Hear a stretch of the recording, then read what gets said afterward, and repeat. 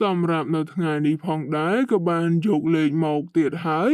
ដើម្បីយកមកធ្វើការចែកលេខជូនទៅកាន់ពុកម៉ែបងប្អូនក៏ដូចជាប្រិយមិត្តទាំងអស់គ្នាដែលតែងតែនិយមទស្សនានៅតម្រុយឆ្នោតវងហើយក៏ដូចជាសពមួយដងមុននឹងឈានចូលទៅទស្សនាក៏សូមពុកម៉ែបងប្អូនកុំភ្លេចជួយចុច Subscribe ហើយនឹងដាក់សញ្ញារូបកណ្ដឹងម្នាក់មួយផង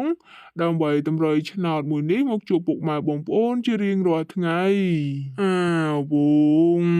សូមលេខឆ្នោត13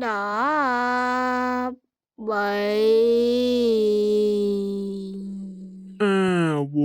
ងសូមលេខឆ្នោតអូតុងកៅវ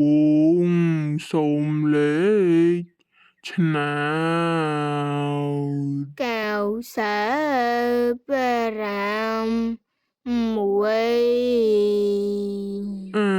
វ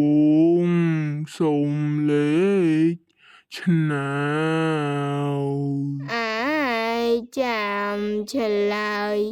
ប្រាប់ទៀត